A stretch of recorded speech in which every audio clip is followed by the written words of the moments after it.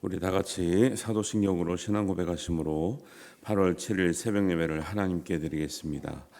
나는 전능하신 아버지 하나님 천지의 창조주를 믿습니다. 나는 그의 유일하신 아들 우리 주 예수 그리스도를 믿습니다. 그는 성령으로 잉태되어 동정녀 마리아에게서 나시고 본디오 빌라도에게 고난을 받아 십자가에 못 박혀 죽으시고 장설인 지 사흘 만에 죽은 자 가운데서 다시 살아나셨으며 하늘에 오르시어 전능하신 아버지 하나님 우편에 앉아 계시다가 거기로부터 살아있는 자와 죽은 자를 심판하러 오십니다. 나는 성령을 믿으며 거룩한 공교회와 성도의 교제와 죄를 용서받는 것과 몸의 부활과 영생을 믿습니다. 아멘.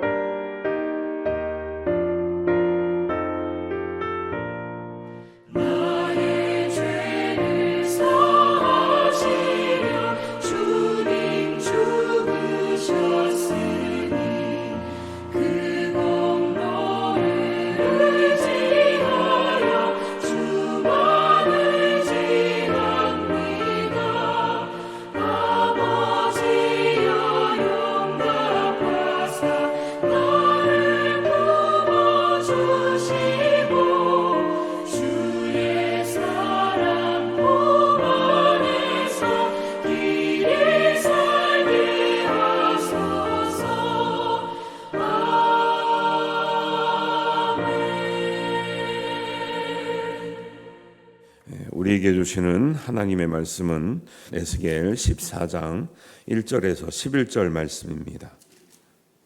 우리 한 목소리로 봉독합니다. 이스라엘 장로 두어 사람이 나와 내 앞에 앉으니 여호와의 말씀이 내게 임하여 이르시되 인자야, 이 사람들이 자기 우상을 마음에 들이며 죄악의 걸림돌을 자기 앞에 두었으니 그들이 내게 묻기를 내가 조금인들 용납하랴. 그런즉 너는 그들에게 말하여 이르라. 나 주 여호와가 말하노라.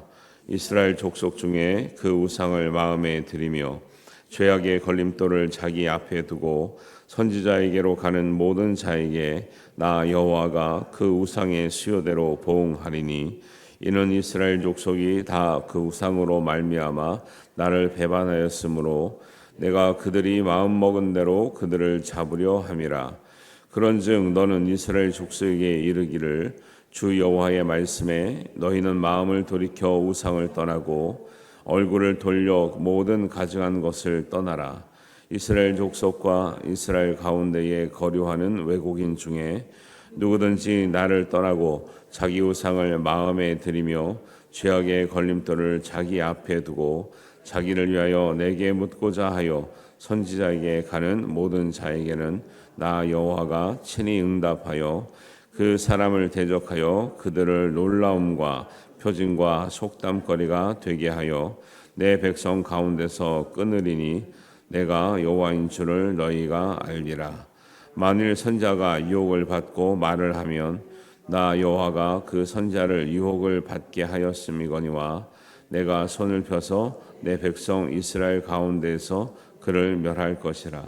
선자의 죄악과 그에게 묻는 자의 죄악이 같은즉 각각 자기의 죄악을 담당하리니 이는 이스라엘 족속이 다시는 미혹되어 나를 떠나지 아니하게 하며 다시는 모든 죄로 스스로 더럽히지 아니하게 하여 그들을 내 백성으로 삼고 나는 그들의 하나님이 되려 함이라. 주 여호와의 말씀이니라. 아멘.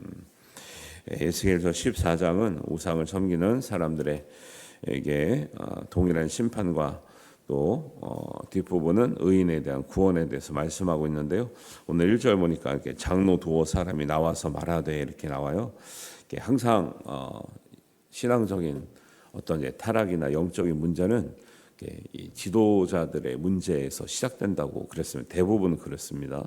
우리가 뭐 밑에서부터 타락하는 경우도 있지만 문제는 우리가 부패할 때 보면 뭐 정치적으로나 윤리 도덕적으로 또 종교적으로 보면 지도자들의 이 상태에 문제가 많이 있죠. 그래서 항상 하나님은 지도자들의 어떤 하나님의 이제 문제를 거론하시는데 오늘 여기 이제 장로 두어 사람이 나와서 하나님께 대하여 말하는 것 가운데 문제를 지적하세요. 이들이 나와서 이제 하나님께 뭘 묻는 거죠. 뭘 묻는데 문제는 하나님만 바라보고 물어야 되는데 이 마음에 뭐가 있다고 나와요? 마음에 우상이 있다는 거예요. 이상하죠. 장로 정도 되면 이제 종교의 지도자격에 해당되는데 하나님께 묻는다는 거면 기도하고 구하고 이런 걸 말하는데 근데 왜 마음에 우상이 있는데 하나님께 물을까요? 보험 들어오는 거죠. 보험. 왜 우리 그런 거 있잖아요. 왜 농담 삼아 물에 빠지면은 이제 우리는 이제 뭐 위기를 만나면 하나님만 찾잖아요. 안 믿는 사람은 뭐 찾아요? 하나님, 부처님, 뭐 산신령님 구해만 주세요. 구해만 달라고 하면은 근데 이제 그런 거 이제 농담으로 하는 거지만 그걸 생각해 보면 그 뭐 어느 예를 들면 다 뭐 신이라고 하면 어느 신이 구해줄까요? 나도 부르고 저 옆집 아저씨도 부르고 여기 옆집 신도 부르고 하면은 누가 구해줄까요? 기분 나빠서 안 구해줄 것 같은데, 그죠? 하나님도 마찬가지고 뭐 다른 신이 있다고 그래도 아무거나 구해주면 그냥 뭐 살림하겠다 그러면 뭐 나서서 구해주겠어요? 신들이? 그렇지 않죠. 사람들이 많은 신을 섬기면은 좋을 것 같잖아요. 그렇지 않죠. 근데 문제는 뭐예요? 다른 거는 신도 아니잖아요. 우상이잖아요. 그죠? 정말 우리 하나님은 말씀으로 보나 어떤 존재적으로 보나 능력으로 보나 우리가 감히 범접할 수 없는 이런 존재라는 걸 알게 되죠. 근데 우상들은 뭐예요? 다 우리가 만든 거잖아요. 우리가 만들어 놓고 그럼 우리가 만들었다는 거는 우리가 창조한 거잖아요. 누가 더 능력자인 거예요? 우리가 능력자인 거죠. 만든 사람이 능력자인 거죠. 그래서 하나님 우리를 만드셨기 때문에 우리가 의지할 수밖에 없는 거고 우상을 우리가 만들었잖아요. 그러면 우리가 능력자인데 뭘 우리가 만든 돌이나 나무나 우리가 뭐 이름 붙여진 뭐 바알이나 아세라나 산신령이 뭘 구해주겠어요. 사람들이 너무 어리석은 거죠. 그래서 1, 2, 3절을 보면 이스라엘 장로 두어 사람이 나와 내 앞에 앉으니 여호와의 말씀이 내게 임하여 이르시되 에스겔에게 하나님이 이렇게 가르치라 하는 말씀이죠. 3절입니다. 인자야 이 사람들이 자기 우상을 마음에 들이며 죄악의 걸림돌을 자기 앞에 두었으니 그들이 내게 묻기를 내가 죽음인들 용납하랴. 마음에 우상도 있고 죄악의 걸림돌도 자기 앞에 다 놔두면서 우상도 놔두고 마음에도 있고 형상도 앞에 섬기면서 답이 안 나오니까 나에게 묻는다. 다른 신들에게 묻다가 답이 안 나오니까 나에게 묻는다. 내가 조금이라도 내가 용납할 수 있겠냐라는 거예요. 절대 하나님은 같이 마음에 두 마음을 품는 사람 다른 것이라도 조금 우상이라도 죄악의 걸림돌이라도 조금이라도 의지하면서 하나님께 요령껏 묻는 거, 보험을 들어놓는 것처럼 여기 안 되면 저기 가서 구하고 여기 안 되면 저기 가서 구하고. 왜 이제 뭐 옛날에는 그런 사람이 점집 찾아다니면 여기 가서 좋은 얘기 안 나오면 옆집 또 다른 점집 간대잖아요. 계속 좋은 얘기 해줄 때까지 간대잖아요. 근데 기독교에서도 그런 사람들이 있어요. 이 목사님 물어. 그러면 이 목사님이 좋은 얘기 안 해주면 또 다른 목사님. 결국 어떤 목사님이 신령한 목사님이에요? 자기한테 좋은 얘기 해준 사람이 신령한 목사님인 거죠. 그런 분들 꽤 있어요. 은근히. 그러니까 이게 종교적으로 영적으로 분별력이 없으면 이게 참 이렇게 어려운 거죠. 우상을 버리지 않고 하나님의 묻거나 기도하거나 요청하거나 어떤 뭐 예언을 사모하거나 이런 것들은 하나님께 묻든지 선지자에게 묻든지 하나님이 심판하실 일이다라고 말씀하시는 거예요. 무서운 일이죠. 하나님이 심판하겠다는 것은 완전히 잘못됐다라는 거예요. 우리가 회개할 수만 있어도 하나님은 실수를 용납하시는데 심판한다는 것은 이거는 용서할 수 없는 일이거든요. 그리고 그만큼 잘못됐기 때문에 회개의 선을 넘어서 심판하는 이제 수준에 이른 거죠. 어떤 수준에 이르냐? 4절 5절입니다. 그런즉 너는 그들에게 말하여 이르라. 나 주 여호와가 말하노라. 이스라엘 족속 중에 그 우상을 마음에 들이며 죄악의 걸림돌을 자기 앞에 두고 선지자에게로 가는 모든 자에게나 여호와가 그 우상의 수요대로 보응하리니 이는 이스라엘 족속이 다 우상으로 말미암아 나를 배반하였으므로 내가 그들이 마음 먹은 대로 그들을 잡으려 함이라 그래요. 그러니까 장로 두어 사람뿐만 아니라 백성들도 이스라엘 족속 중에서도 우상을 마음에 품으면서도 죄악의 걸림돌도 우상과 같은 맥락이죠. 마음에 두고 자기 앞에 섬기면서도 혹시 더 좋은 답이 있나? 혹시 우리가 원하는 대로 되지 않을까? 선지자에게 가서도 묻고 하나님께서도 묻고 하나님께 한테도 묻고 막 이러는 현상들이 지금 에스겔 시대에도 비일비재했다라는 거예요. 하나님께 기도하다가 답이 안 나오면 딴 데 가서 점 보거나 무당한테 가서 물어보면 될까요? 안 될까요? 우리는 안 하겠죠. 근데 그런 사람이 있을까요? 없을까요? 있다니까요. 그리고 심지어는 이 목사님 저 목사님 찾아다니면서 원하는 답을 듣기를 원하는 사람들이 있지요. 상당히 위험한 말씀이에요. 그러니까 말씀만을 가지고도 하나님은 우리 인생의 모든 대부분의 문제를요, 우리가 몰라서 그러지 다 이미 응답되어 있는 줄 믿습니다. 그게 정통 기독교 신앙이에요. 정통 기독교 신앙은 뭐냐면 이미 기록된 말씀 안에 우리의 인생의 모든 문제의 해답이 있다라는 거예요. 옛날에는 기록된 성경이 없었기 때문에 좀 부족했거나 직접 계시를 주거나 이렇게 했던 일들이 있죠. 선지자에게 묻거나. 근데 그거를 순수하게 묻는 것도 아니고 원하는 것을 얻기 위해서 나올 때까지 하나님이 대답 안 하시면 다른 데다 묻고 여기다 묻고 저기다 묻고 하는 일들이 많았는데 그 일들이 얼마만큼 많았냐면 4절 끝에 그 우상의 수요대로 보응하리라. 이 말씀이 아주 의미심장한 말이에요. 그 우상의 수요대로. 그러면 그 우상이 몇 개나 있게요? 몇 개나 있기에 그 수요대로 보응하신다 그럴까요? 이 당시는 몇 개가 있다는 걸 몰라요. 그런데 추측 가능한 이야기가 뭐냐면 저의 이제 동기 목사님 중에 네팔 선교사님이 있어요. 네팔 선교 현황을 이렇게 듣고 이렇게 하잖아요. 그럼 거기는 상황이 어떠냐? 복음화가 잘 되고 있냐? 복음화율이 굉장히 적죠. 뭐 2%막 이렇게밖에 안 되는데 이제 그 문제가 뭐냐면 네팔의 인구가 3천만 명 정도 되거든요. 근데 이제 그 선교사님 말하기를 저는 이제 모르잖아요. 네팔 사람들이 섬기는 신이 그 인구 수보다 더 많대. 이게 말이 돼요? 이 네팔이 3천만 명이라고. 이 3천만 명 조금 안 되게 나오는데 약 3천만 명이라고 그래요.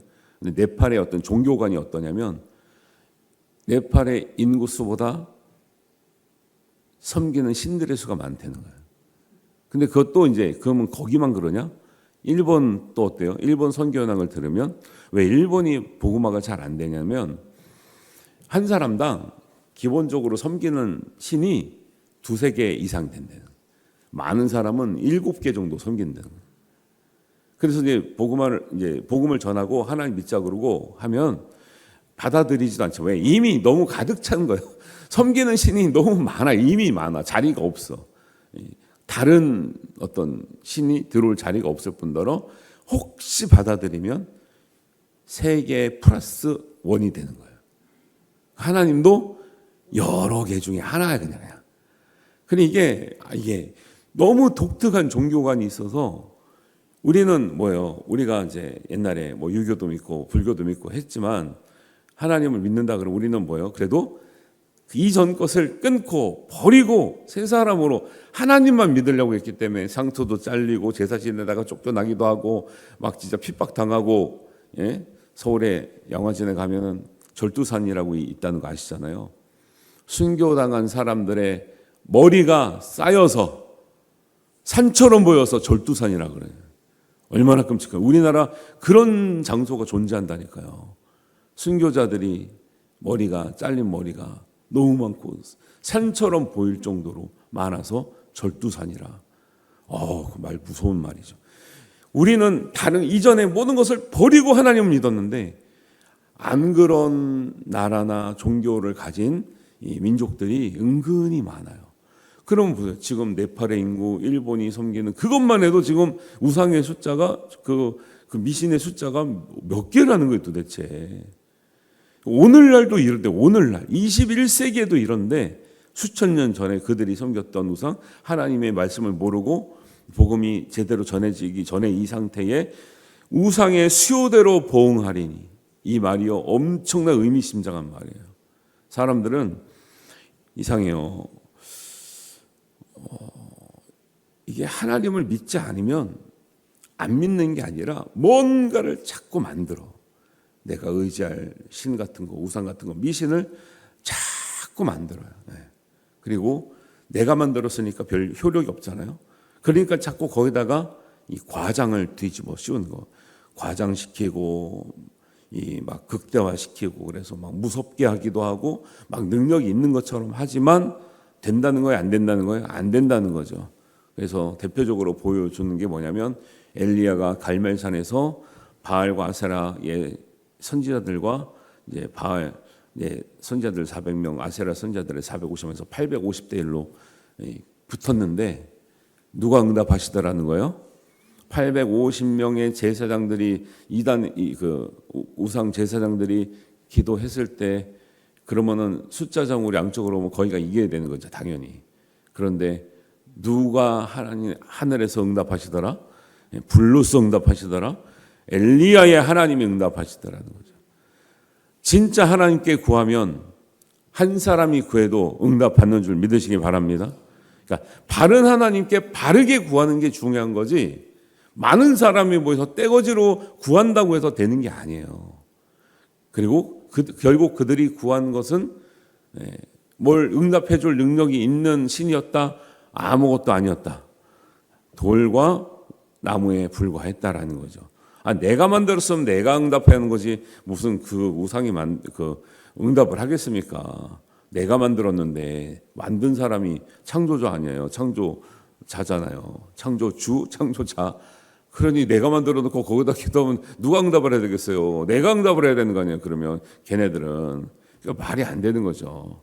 우리는 아무리 생각해도 하나님이 만드셨구나라는 것을 알 수밖에 없는 이제 이런 신비와 은혜를 깨닫고 있는 거죠. 그래서 죄인은요 하나님을 이제 안 섬기려고 하기도 하지만 하나님이 없으면 꼭 그 마음에 다른 것들을 만들어서 보이는 형상도 만들지만 다른 것들을 만들어서 자꾸 의지하려고 하는 힘이 굉장히 커요. 그래서 원래 죄는 이제 신약에서 제일 많이 쓰이는 죄란 말은 하마르티아라고 하는 말인데 본질적인 의미는 뭐냐면 하나님께로부터 벗어났다라는 거예요. 이게 우상과 연관하면 죄인은 하나님께로 벗어나려고 하는 속성이 있기 때문에 하나님 없는 사람들은 자꾸 우상을 만들어요. 그 우상을 만들면서 하나님께 벗어나는 거예요. 그리고 하나님 우상을 섬기는 사람들은 이미 하나님께 벗어난 상태예요. 그러니까 이게 작은 것이지만 죄는 자꾸 우리가 윤리도덕적으로 하라 그런 걸 했냐 하지 말라는 걸 안 했냐 이런 거 따지면은 되게 단순하게 되게 그 일부분밖에 해당이 안 되는 거고요. 이렇게 하나님께 벗어나는 개념으로 보면 우리가 보이는 이렇게 뭐 우상 이런 거 아니어도 하나님께 벗어나게 하는 모든 일이 사실 우리 이 생활에 많이 있죠. 그런 것들을 모두를 잘 절제하고 잘 버리고 하나님의 초점을 둬서 우리가 바른 길을 갈 때 그 사람의 간구와 그 사람의 기도와 그 사람이 구하는 모든 일에 대해서 하나님은 하나님의 섭리대로 응답하시고 은혜 주실 줄로 믿습니다. 이런 말씀을 하고 있는 거죠. 너희가 우상을 구하면서 하나님께 곁길로 가면서 벗어나면서 구하는 모든 것들은 죄에 해당된다라는 거예요. 그래서 우상이라는 개념을 우리가 잘 알아야 되는데 이게 보이고 완전히 미신적이고 막 형상이 있고 이런 것도 당연히 우상이지만 우상은 근본적으로 하나님이 아닌 것을 하나님이라고 부르거나 섬기는 게 우상이고요. 하나님이 계셔야 될 자리에 다른 것을 두는 게 우상인 거죠. 그리고 때로는 보이는 그런 미신인 걸 떠나서 어떤 사람은 돈이 우상일 수도 있는 거죠. 돈이 하나님 자리를 대신하고 있고요. 하나님보다 돈을 더 섬겨요. 돈이 죄가 있는 게 아니죠. 섬기는 사람들이 돈을 죄처럼 만드는 거죠. 때로는 명예도 그럴 수도 있고요. 때로는 우리나라 같은 경우는 교육열이 높다 보니까 자식이 우상인 사람들 있어요. 자식 때문에 아무것도 못해. 자식 때문에 아무것도 못하는 이런 상황도 있고, 그다음에 요즘은 또 취미가 또 우상이야. 취미 생활하라고 뭐 모든 게 취미 생활에 그냥 올인돼 있어요. 그냥 그러니까 주일도 취미 때문에 못 지키고 취미 때문에 뭐 아무것도 못하는 이런 생활. 사실은 옛날에는 보이는 우상만 우상이었는데 지금은 이 마음에 자리 잡고 있는 우상들이 어떻게 보면 신의 이름은 아니지만 신처럼 작용하고 있는 모든 것들이 더 우상의 숫자가 많이 늘어나고 있지 않나. 그러니까 하나님이 너희들이 하나님보다 더 섬기는 그 숫자를 세하려 보라. 얼마나 많은지 아냐? 보이는 것만 큰 것만 몇 개인 줄 아냐? 너희들 마음속에는 그 우상의 수요대로 내가 보응할 정도로 너희 마음에 하나님 아닌 것을 섬기며 사는 인생들이 너무 많다라는 거예요. 한 사람이 몇 개씩 있으면 거의 끝난 거죠. 뭐 하나만 있어도 문제가 심각한데 그런 얘기를 철저하게 하고 계신 거예요. 에스겔서는 48장까지 있는데 이 우상에 대한 얘기를요. 뭐 그냥 그 전체에 관해서 얘기하시는 거나 마찬가지고 그다음 전반부 한 24장까지는 계속 우상에 대한 얘기를 하는 거예요. 왜요? 보세요. 몇천 년 전에 이렇게 말씀하셨는데 지금도 없어졌어요? 안 없어졌어요? 안 없어지잖아요. 오히려 더 생겼죠. 더 생겼어. 사람이라는 게 이런 것이니까요. 하나님을 알고 믿지 않으면 우상이라는 게 없어질 리가 없고 점점 더 생겨가는 게 우상인 거죠. 그 미국에는 사이언톨로지라는 종교도 있어요. 별게 다 있다니까요. 그건 뭔지 알아요? 과학을 섬기는 거야. 또 걔네는 또 과학을 섬기고 최첨단 과학을 섬긴다고 하니까 뭘 섬겨? UFO를 섬기고 있어. 보이지도 않는 UFO가 있다는 거예요. 외계인이 있다는 거야. 외계인을 추종하고 막 별게 다 있다니까요. 이 세상을 보면 진짜 미쳐 돌아가는 것 같아. 미쳐 돌아가는 것 같아. 사이언톨로지. 그래서 우리나라에는 그래도 그런 단체가 별로 없어. 우리나라 아직은 있긴 있을 거야 아마. 근데 이제 드러나지 않았는데 미국에는 사이언톨로지라고 또 있어 이게. 유명한 영화 배우도 이런 데 관련돼 있는 사람이 있어요. 그래서 그런 영화를 보면 영화 내용이 좀 이상해. 약간 왜 꼭 저럴 때 저런 게 등장할까? 왜 저렇게 끝날까? 왜 애매하게 저런 말을 할까? 다 이유가 있죠. 거기서 후원하고 재정을 뒷받침하고 다 이런 배경이 있는 거예요. 어려워. 참 어려워. 별게 다 있어요. 사람들이 뭐 정말 이성이 발달하고 과학이 발달하고 지성이 발달하면 막 우상들이 없어질 것 같잖아요. 안 그래요. 인간이라는 게 이 죄성이라는 게 오히려 더 만들어내면 더 만들어내지 절대 순수한 쪽으로 가지 않습니다. 그래서 이걸 죄악의 걸림돌이라고 말을 하는 거예요. 그래서 6절에 보니까 후반부에 너희는 마음을 돌이켜 우상을 떠나고 얼굴을 돌려 모든 가증한 것을 떠나라. 하나님은 모든 우상을 가증하다, 역겹다, 싫다, 내가 혐오스럽다라고 말할 정도로. 7절에는 중간에 보니까 그 우상을 마음에 들이며 죄악의 걸림돌, 죄악의 걸림돌이라고 몇 번이나 계속 말씀하시죠. 예.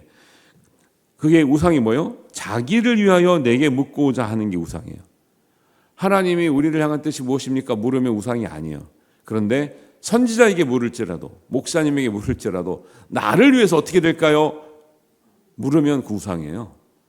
그런데 우리가 그렇게 은근히 하죠.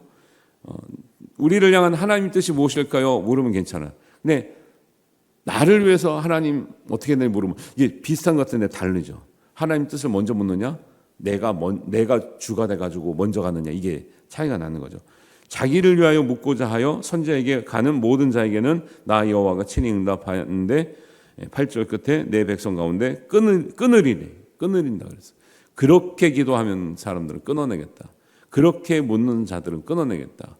선지자들에게 그런 마음으로 오는 자들은 끊어내겠다. 아주 단호하시죠. 하나님께는 할까요 말까요? 이제 아니 그거 궁금하면 우리 묻기도 해야 되는데 너무 그런 식으로 일변도로 그런 식으로 묻는 것이 바른 기도와 하나님 뜻을 구하는 게 아니다. 그래서 제자들이 묻잖아요. 세례 요한의 제자들은 기도가 참 유창하게 잘합니다. 멋있습니다.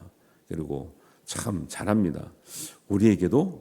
우리는 어떻게 기도해야 될까요? 예수님을 따르는 우리 제자들은, 세례 요한의 제자들은 기도가 참 멋있고 영적이고 막 하는데 우리는 어떻게 기도해야 될까요? 예수님께 묻죠. 그때 예수님은 이렇게 말씀하시죠. 너희는 이렇게 기도해라.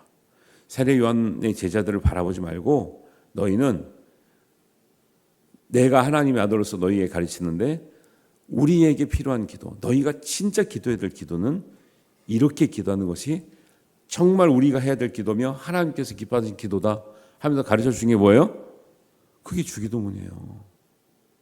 우리가 하는 기도와 정말 예수님이 가르쳐 주신 기도를 비교를 해보시라고. 이게 격이 맞는지.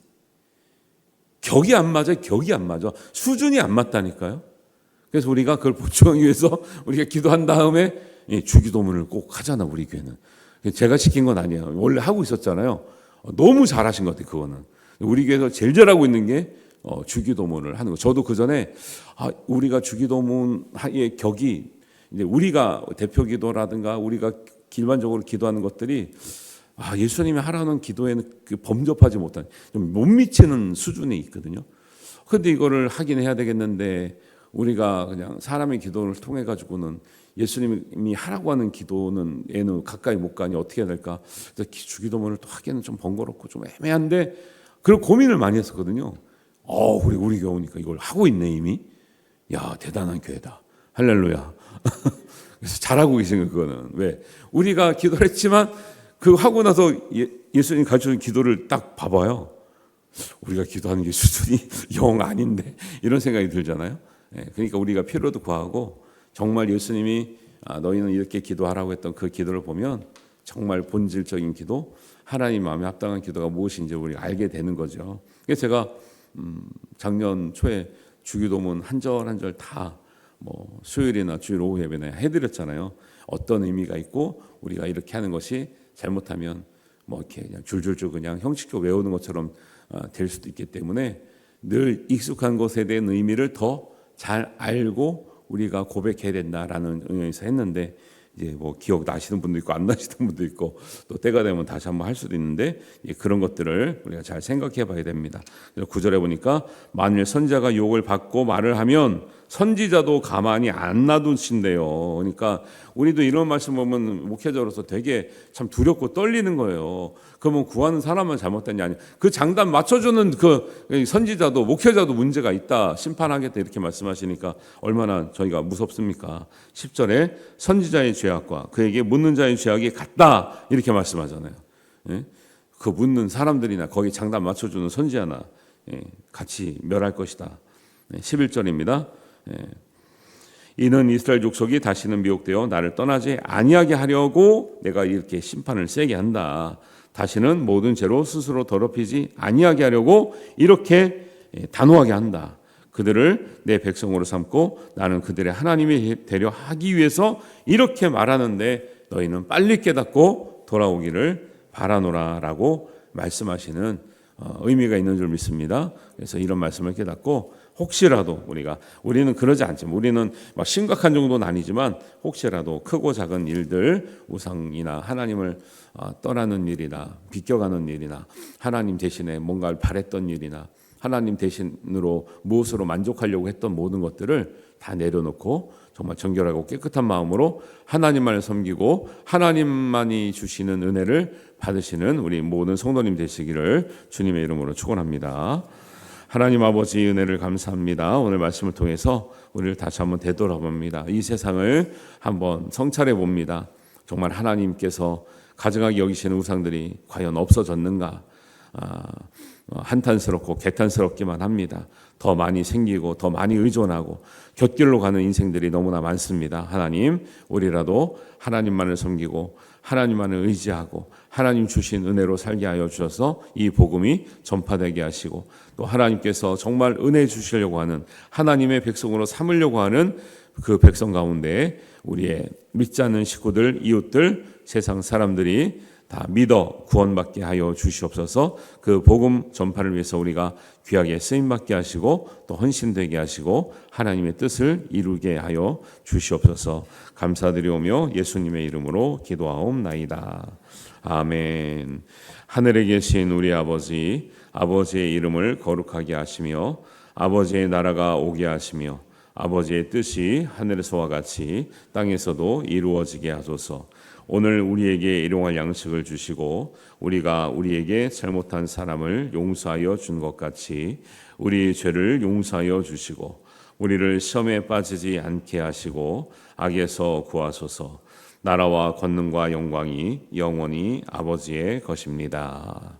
아멘.